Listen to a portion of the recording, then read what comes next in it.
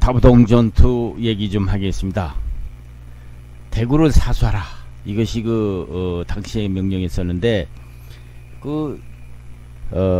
다부동 전투 하면은, 백선엽 장군이 생각나죠.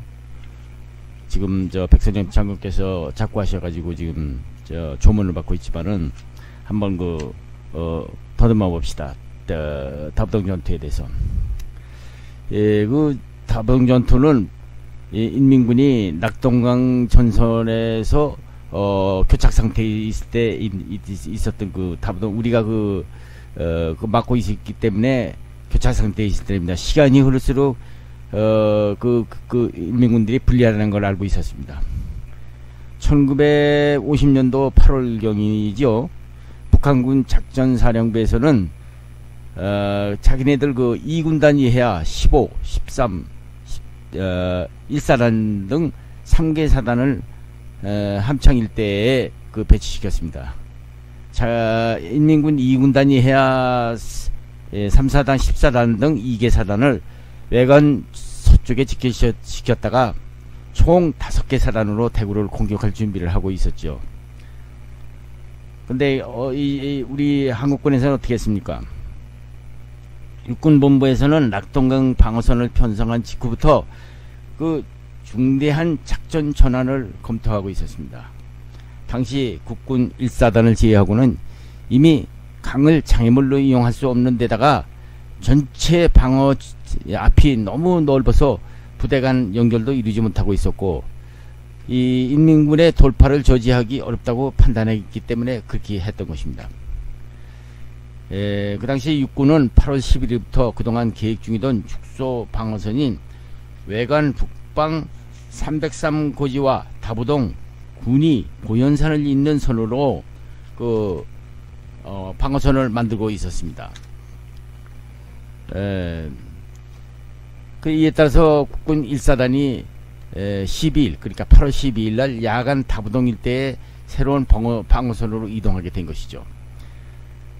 다부동 지역은 왼쪽으로는 328고지 수암산과 유악산 일대의 행격실 능선과 반대쪽에는 가산, 팔공산에 뻗은 고지들로 둘러싸여 있는 아주 협곡이었었는데, 대구에 이르는 관문에 해당되기 때문에 전술상으로 아주 대단히 중요한 지역이었죠.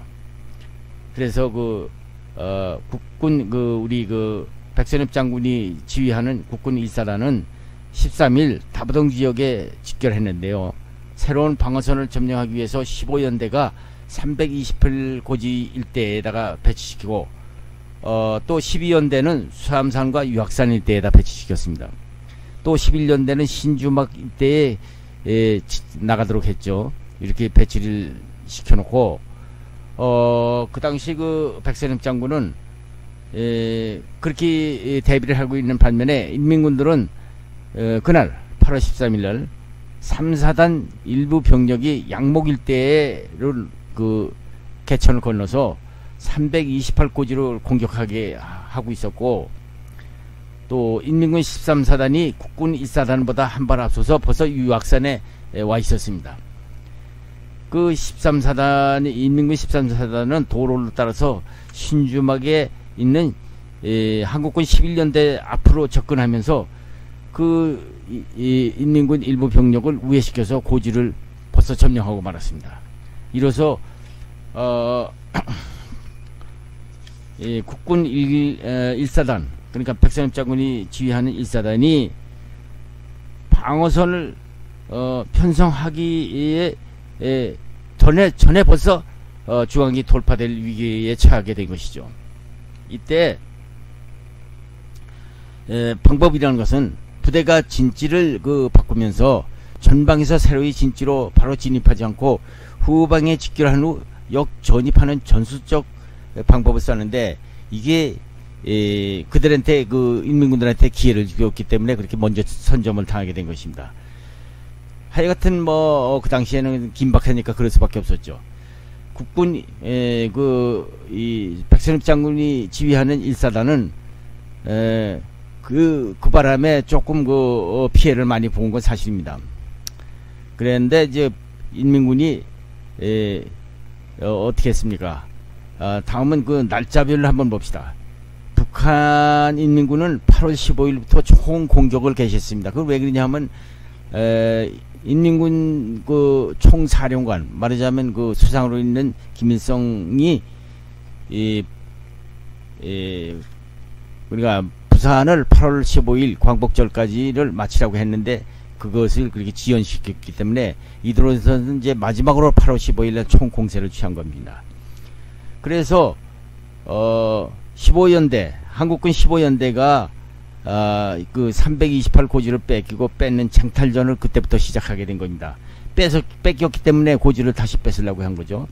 그리고 12연대가 유학산을 벌써 점령하고 있는 그 산을 탈환하기 위해서 공격을 계속 하는 중이었습니다. 그리고 또 한국군 11연대도 전차 7대를 앞세운 그 인민군 연대의 공격을 받아서 오히려 물러나게 됐죠. 이렇게 인민군 공세가 한참 정되게 있을 때인 8월 16일 그 다음 날입니다. 6.25 전쟁에서 전후후무한 그 B-29 100여 대, 그러니까 정확하게 98대가 적 후방을 맹공격을 했습니다. 이 폭격은 정말 유명한 그 폭격입니다. 대구 전선의 위기를 해소하기 위해서 메가더 유엔군 사령관이 특별히 명령을 내린 것이죠. 이러한 미군의 폭격에도 불구하고 인민군들은 대구를 꼭 점령을 해야 됐습니다. 김일성의 강력한 그 지시에 의해서. 그래서 이 사람들이 그 신주막과 다부동 축선으로 집중해서 공격을 해왔습니다. 그 8월 16일에는 또 저쪽에 이 다부동에서 제일 높은 산이라는 가산으로 돌아서 우회하려고 그랬는데 다부동 바로 서쪽 466고지를 공격해서 들어오기 시작했습니다. 이것을 가만히 바라보고 있던 그 워커 미 8군 사령관이 즉시 미 8군 예비인 25사단 27년대를 미군을 투입을 시켰습니다. 다부동으로 투입시켰죠. 그리고 그 다음 날 8월 18일 새벽에는 가산에 그 침투에 들어온 일부 인민군이 박격포 사격을 하기 시작했습니다. 그 바람에 대구 시내까지 그 포탄이 날라와가지고 대혼란이 일어났어요. 그래서 이날 이승만 대통령 정부는 할 수 없이 부산으로 이동하고 피란 명령까지 냈습니다. 근데 국군 1사단 백선엽 장군이 지휘하는 1사단은 이 위기 상황을 타개하기 위해서 그 다음날 18일 그날이죠. 그날 지원된 미군 연대와 합동을 해서 돌파 작전을 시작했습니다. 그 미국 27년대는 다부동 돌머리 축선에서 전차 중대를 도로상에, 그러니까 미군들은 이제 탱크가 있었으니까 전차 중대와 보위병 2개대들을 낮은 능선에 배치시켜 놓고 이 보병과 그 전차 중대의 합동으로 공격을 하기 시작했습니다. 그리고 좌우 왼쪽과 바른쪽 고지에서는 한국군 1사단이 미군과 협조해서 공격을 실시한 것이죠. 근데 미군이 그 전차를 가지고 했기 때문에 그동안 전체를 한 번도 만져보지도 못하는 한국군에게는 큰 우군이나 마찬가지였죠. 그 한국군 15연대는 328고지에서 인민군과 수차례 수리탄 공방전을 전개하면서 쟁탈전을 교섭하고 있었고, 또 한국군 12연대는 많은 손실을 낸 채 19일 수암산을 재채 뺏기고 유학산 일대에 밀고 밀리는 공방전을 반복했으나 적의 돌파 확대를 저지하고 있었습니다.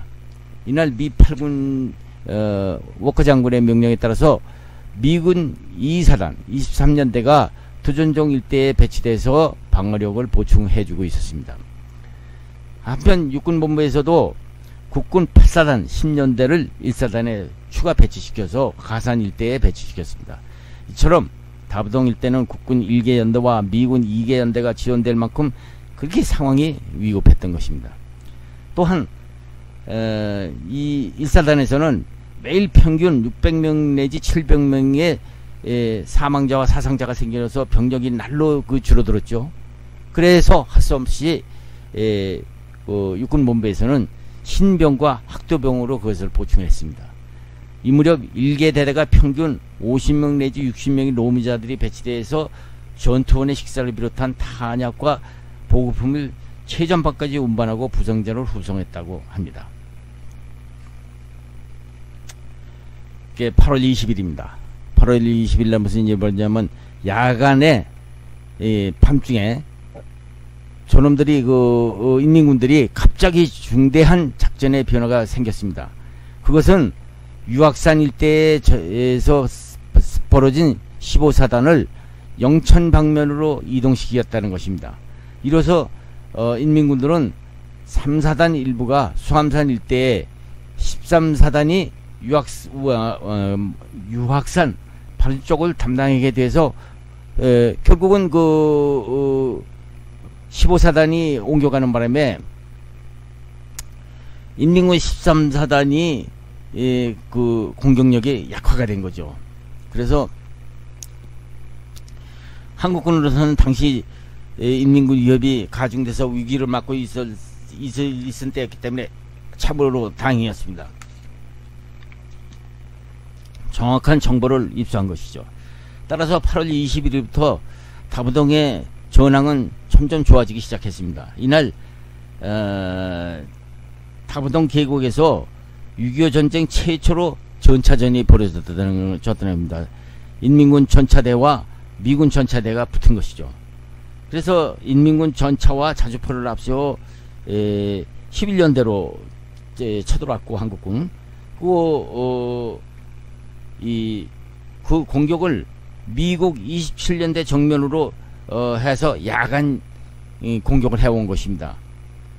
그래서 미군 27년대는 총 집중해서 인민군 전차대와 보병을 분리시키고 이 미군 전차 탱크를 적에 투입시켰습니다.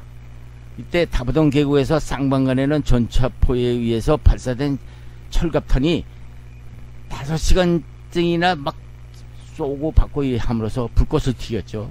당시 이 광경을 바라보던 27년대 그 장병들은 보고서 굉장히 감동을 받은 겁니다.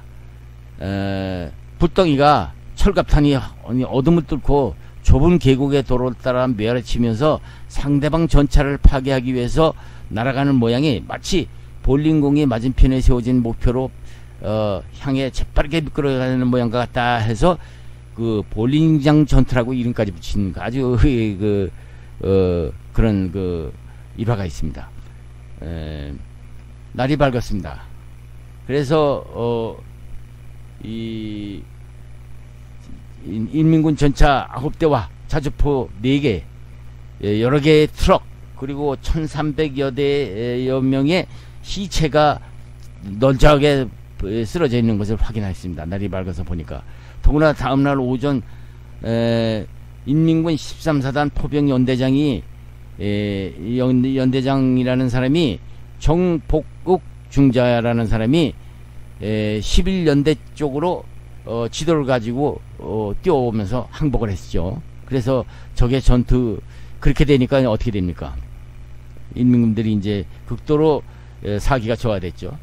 그래서 12연대는 이날 밤 최초로 야간 기습을 해서 마침내 그 대망의 유학산을 탈환하는 데 성공한 것입니다.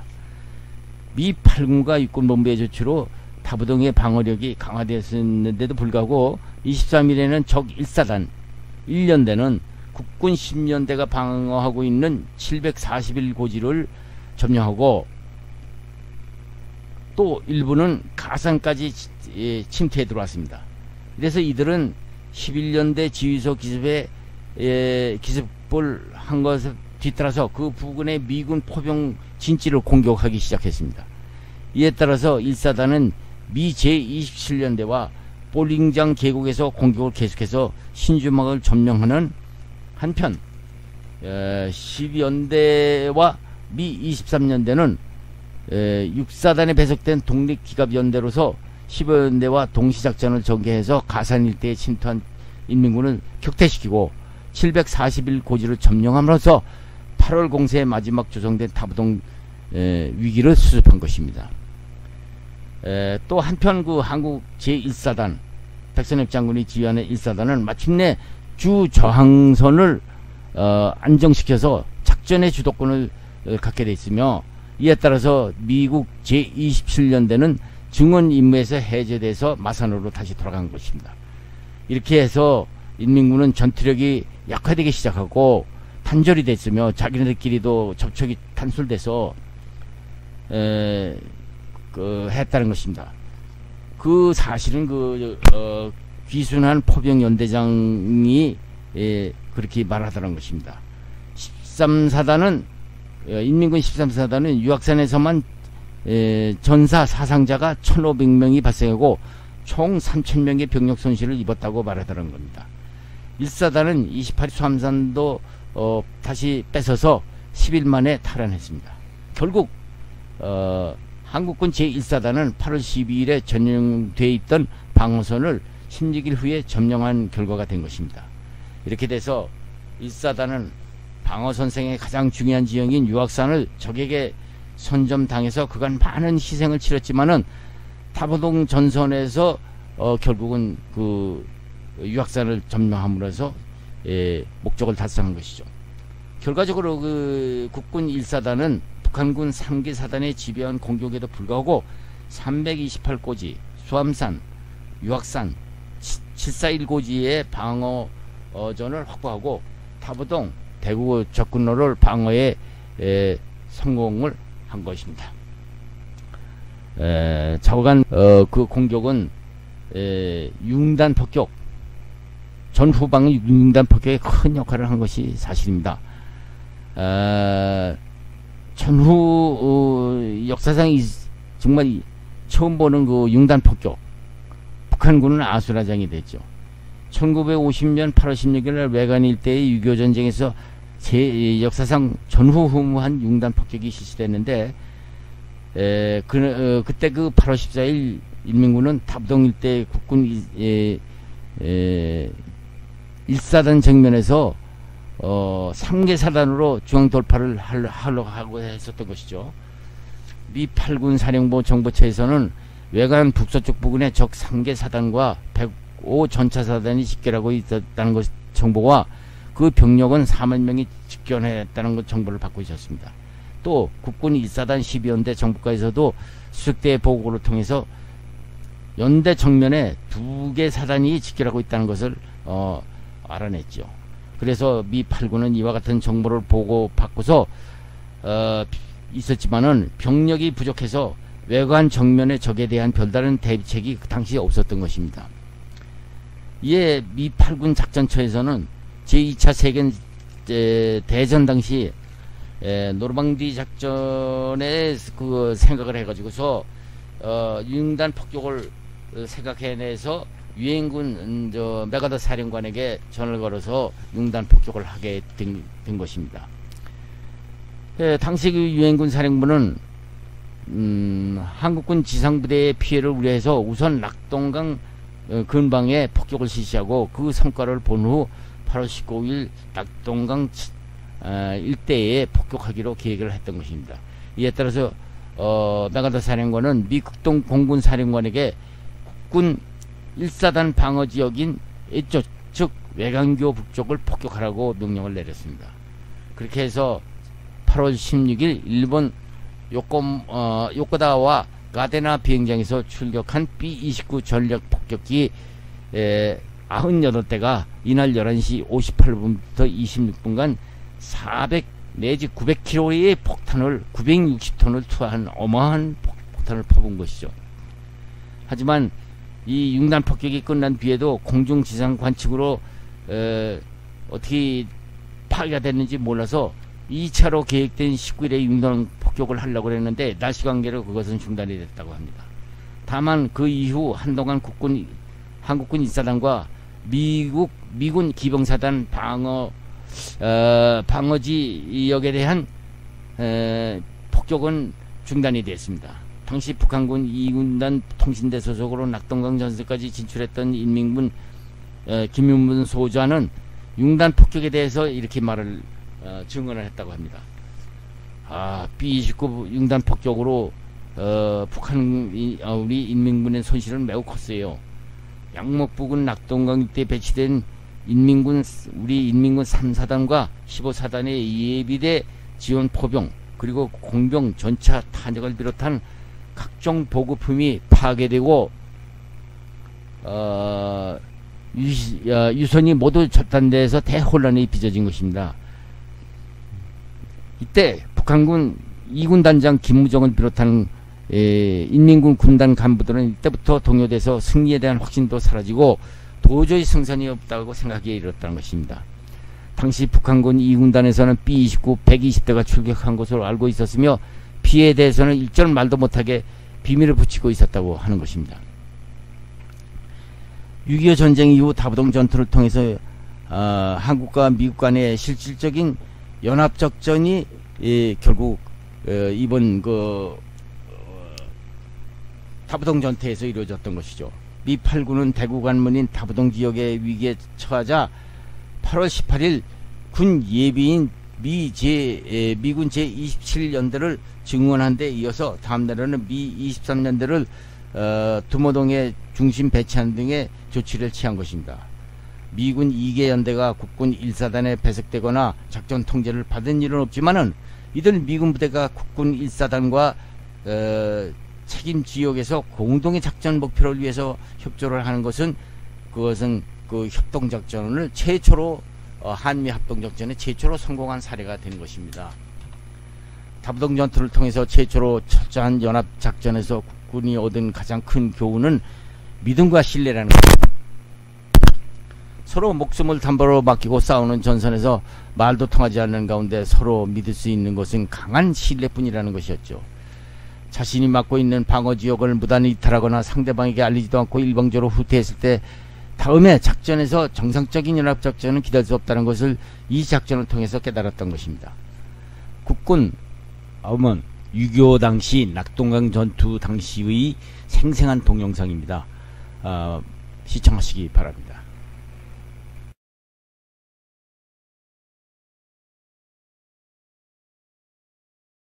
8월 초순 한반도 남동쪽의 작은 고립지역으로 쫓겨 들어갈 수밖에 없는 운명에 처했습니다. 연합군 해군과 공군의 대규모 지원이 있었음에도 불구하고 전투에 투입된 미 육군은 치욕적인 패배를 거듭했습니다.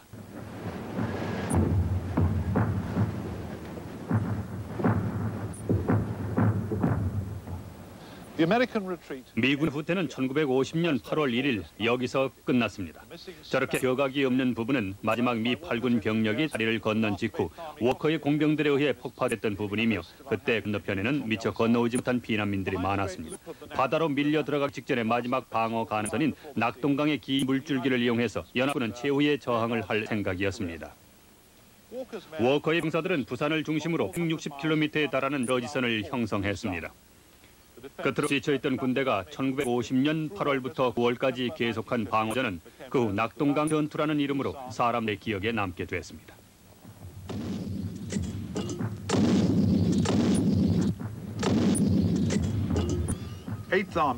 참호를 파고 장물을 설치하면서 미 8군 끊임없이 계속되는 북한 공산군의 공격을 물리치기 위해 처절한 전투를 계속했습니다.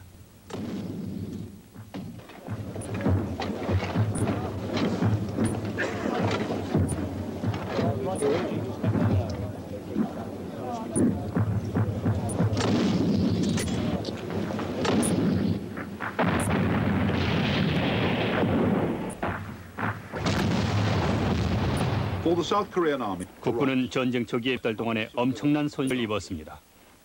결국 총을 잡을 수 있는 한국 남자는 모두 징집돼서 두세 시간의 기초 교육만 받은 후에 지선에 투입됐습니다. 그 방어 전투에서 국군의 희생이 엄청났던 것은 당연한 일이었습니다. 그러나 워커의 군대가 저지선을 사수하고 있는 동안 마침내 미국으로부터 보급품과 원군이 쏟아져 들어오기 시작했습니다. 한국은 그 계속된 세계적인 군비 경쟁의 촉발지가 됐던 것입니다. 1945년 이후 대규모 전력 가축으로 2선에 물러나 있던 함정들이 서둘러 다시 1선에 복귀했습니다. 미 의회는 공산권이 가하고 있는 세계적인 위협에 대처하기 위한 예산을 통과시켰으며 비상징집 확 조치도 승인을 했습니다. 낙동강 전투는 8월 한 달 내내 그리고 거의 9월 말까지 계속됐으며 미군의 후속 부대들은 배에서 내리자마자 곧바로 저지선으로 보내졌습니다. 워커의 병사들이 낙동강 전선에서 싸우는 동안 워싱턴은 유엔의 크고 작은 회원국들을 상대로 필사적인 로비 활동을 계속하며 한국 파병의 필요성을 설득을 했습니다. 그러나 영국을 위시한 많은 나라들은 명분을 지지하면서도 파병은 주저했습니다. 그들은 군사력이 부족했으며 동시에 자국 근처에서 또 다른 공산 도발이 있을지도 모른다는 염려를 하고 있었습니다. 아시아 땅으로까지 싸우러 갈 마음은 그에겐 사실상 없었습니다. 그러나 결국은 16나라가 병력이나 배나 항공기를 한국전에 보냈습니다. 그들의 그런 조치는 만일 그렇게 하지 않을 경우 장인애들 직에 대한 미국의 지원이 끊일지도 모른다는 우려 때문에 취해진 것이었습니다. 영국은 2개 여단을 파견했고 터키와 캐나다는 각각 1개 여단을 보냈으며 프랑스, 이디오피아, 오스트레일리아 등 몇 나라도 각각 1개 부대씩을 할애했습니다. 8월에 최초의 영국군이 홍콩을 떠나 부산에 도착했습니다.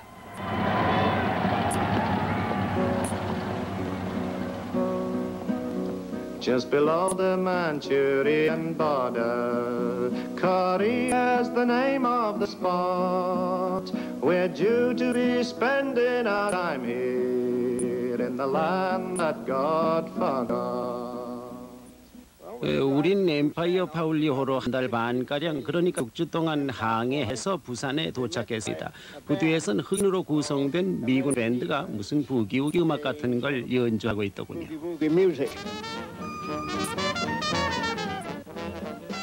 그때의 느낌은 지금 생각해도 이상한 것이 있습니다. 전쟁에 나간다는 실감이 전혀 들질 않았어요. 그러나 사정은 곧 달라졌습니다. 우린 부산이 아주 더럽고 냄새나는 곳이란 얘기를 들으며 거기 도착했습니다. 그러나 실제의 부산의 첫인상은 그리 나쁘지 않았어요. 어린 한국 소녀들이 모두 영국 국기를 흔들며 우리를 맞아줬죠.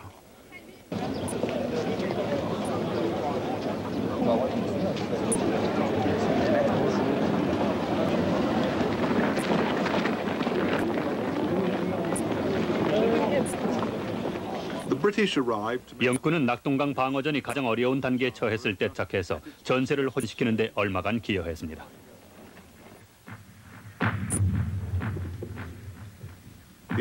미군은 이제 뛰어난 몇몇 육군연대와 해병연대의 지원을 받으며 낙동강 방어선을 여전히 지키고 있었습니다. 그 방어선의 어느 지점이 북한 공산군의 공격에 밀려 뚫리려 할 때마다 유일한 방책이 돼주는 것은 더 유명한 소위 긴급기동작전이었습니다.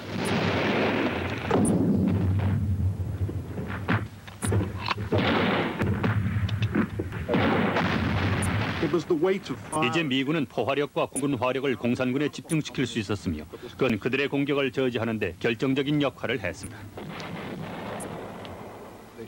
그들은 완전히 혼란에 빠져서 우왕좌왕 후퇴하기 시작했습니다. 강은 다시 건너가려고 온통 날렸죠. 그런 그들에게 우리 중부와 박격포 그리고 비행기의 공격이 집중됐습니다. 강물은 곧 피빛으로 물들더군요. 그건 평생 잊지 못할 끔찍한 광경이었습니다. 저들은 필사적으로 강을 건너려고 헤엄을 치기도 하고 물에 뭐든 있으면 그걸 붙잡곤 했습니다. 그러나 물에 들어간 공산군들은 우리 편 비행기의 공격과 포사격으로 몰살됐죠. 영군 항공기들은 이제 한반도 전역의 공산군을 가없이 두들기고 있었습니다. 그리고 B-29 전략 폭격기들은 매일 출격해서 저들의 보급로를 난타했습니다. 전국의 철로망과 도로망도 밤낮으로 쉴 새 없이 폭격됐습니다. 양체 화력으로 한국의 땅은 깨지고 뭉개지기 시작했으며 그래서 머지않아 온통 황무지로 변할 운명에 놓이게 됐습니다.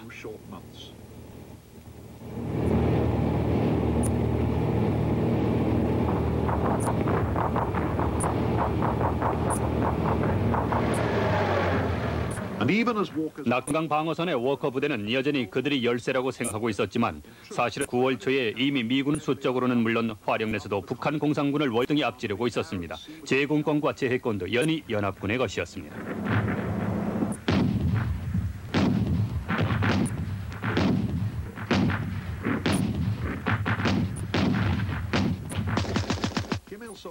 낙동강 지역을 공격하는 동안 김일성의 병력은 약 7만으로 줄어들어 있었고 워커의 군대는 14만으로 늘어나 있었습니다. 하지만 미군은 적이 그렇게 많은 피해를 입었다는 걸 아직 모르고 있었습니다. 붉은 침략군은 여전히 심리적인 우타고 있었던 것입니다. 그러나 전쟁 초기에 그 10일 동안에 치러진 한국군과 미군의 희생이 헛되지 않게 연합군은 한반도 최후의 보루를 지킬 수 있었습니다. 승리할 수 있으리라는 희망은 아직 보이지 않았습니다. 그러나 이제 완패는 면했으며 그것은 값비싼 희생의 대가였습니다. 지금까지 살아오면서 2번 아니 3번이고요. 그리고 군인으로 복무하는 동안 2번 나는 미군이 충분한 준비 없이 전쟁터로 보내지는 걸 봤습니다. 그럴 때마다 그들은 시간을 벌어야 했고 시간을 버는 방법은 한 가지뿐이었습니다. 시간을 벌려면 우리 젊은이들의 목숨과 피를 바친 도리밖엔 없었습니다. By August 19th, 38선을 넘어와 서울을 빼앗은 김일성의 북한 공산군은 1950년 8월에 이미 남한의 대부분을 점령하고 있었습니다. 부산을 중심으로 한 낙동강 이남의 좁은 지역만이 아직 유엔군과 국군의 손에 남아 있었고 그들에 대한 공산군의 공격은 집요하게 계속됐습니다.